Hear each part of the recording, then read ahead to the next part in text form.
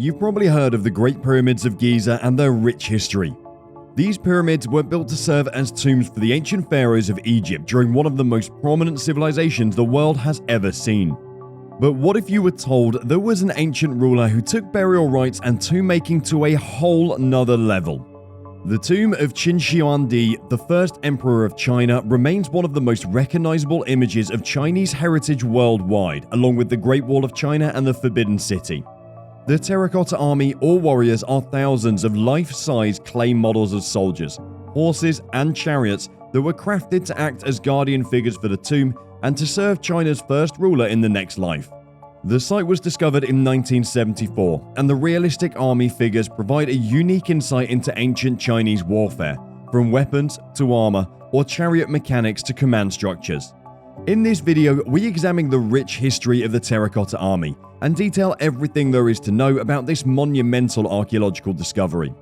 From why it was built, for whom it was built, to where it was discovered, how it contributed to Chinese culture and heritage, what it must have cost to build such a compelling artifact, and most importantly, the worth of this artifact by modern valuation. This video would simply leave you awestruck, and you definitely want to watch this one through till the end, so keep up. Hey there, and welcome yet again to your favorite history channel, where we bring you intriguing stories about the most remarkable events, landmarks, establishments, and personalities in history. Make sure to like this video, hit the subscribe button, and smash that notification bell to receive notifications of when we post more mind-blowing videos like this one. We'd also love to hear your opinions and thoughts about this great monumental artifact in the comments as well. Now, let's get to it. The Terracotta Army history dates back to over 2,000 years ago. Its construction began in 246 BC. The Terracotta Army was designed to guard Qin Shi Huangdi's tomb, the first emperor of China. Qin Shi Huangdi was the founder of China's first feudal dynasty, the Qin dynasty. He took the Qin state throne when he was 13 years old and established the Qin dynasty at 38 years old. His tomb was accidentally discovered near Lishan in Shanxi province, central China, by a group of peasant farmers who were digging a well in the drought-parched area in northwest China in 1974. They unearthed fragments of a clay figure, the first evidence of what would turn out to be one of the greatest archaeological discoveries of modern time. In 210 BC, Qin Shi Huangdi died when touring eastern China, but the construction of his tomb continued. You may have seen images of the magnificent tomb in exhibitions at museums, as an image in a book, or perhaps even a replica as a decoration in a house or a restaurant. The Terracotta Warriors are one of the most traveled exhibitions of Chinese art in the past century. Looking at the army from a distance in their original excavation site, the warriors look like a mass of identical figures or a giant set of toy soldiers. But up close, your impression of them changes, with every figure depicting a unique individual, with different shapes of tunics, features, and hairstyles, making it seem as though you're confronting a person from 1,000 years ago. Some of the earliest scholars to write about the Terracotta Army described them as portraits of the army of the first emperor of China, which were replicas of actual soldiers who once lived.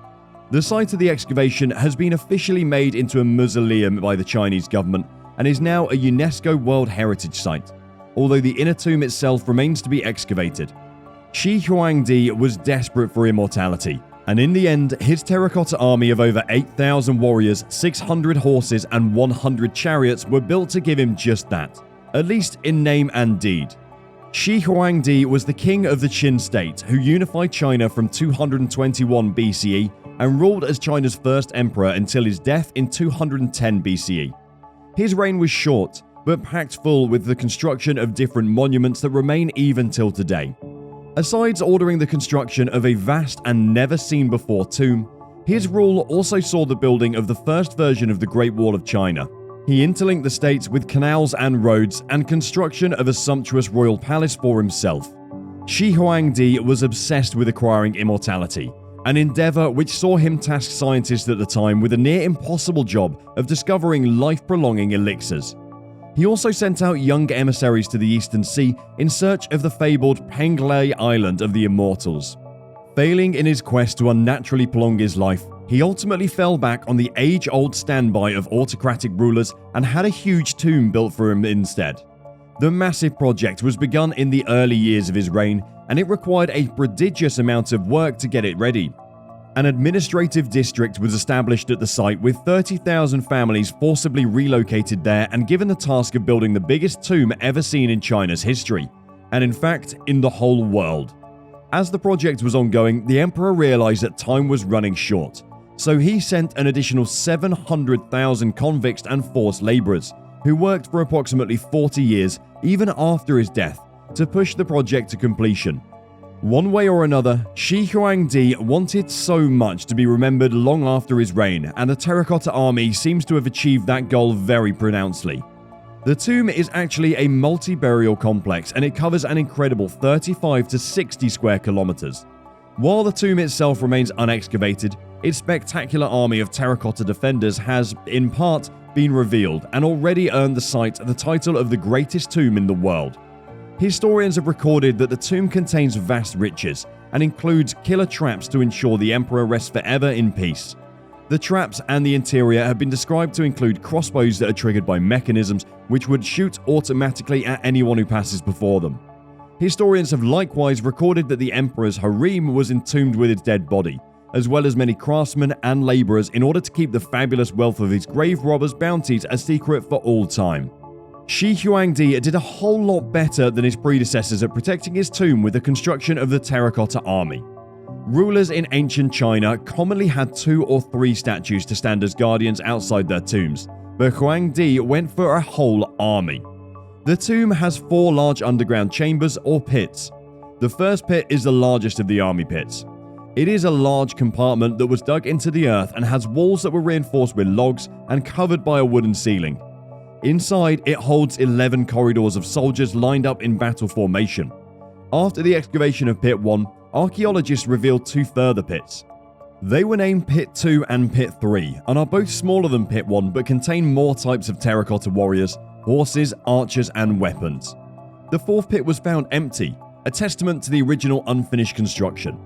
The Terracotta Army Museum, also called Emperor Qin Shi Huang's Mausoleum Site Museum, was constructed over the excavation site by the Chinese government and was opened to the public in 1979, with Pit 1 going on display to the public and showcasing 2,000 warrior statues. Nowadays, it's become one of the most visited attractions for all travelers to China. The discovery of the tomb at first seemed to reinforce conventional thinking that the first emperor had been a relentless warmonger who cared only for military might. But as archaeologists have learned during the past decades of relentless excavation, they've come to realize that this assessment might have been incomplete. Qin Shi Huangdi may have conquered China with an army, but he held it together with a civil administrative system that endured for centuries. Among other notable accomplishments was the standardization of weights and measures and the introduction of a uniform writing script.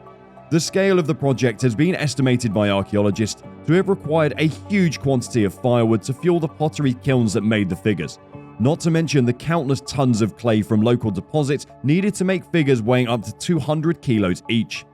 Beside the breathtaking finished result, the project as a whole remains a testament of great organization and planning skills.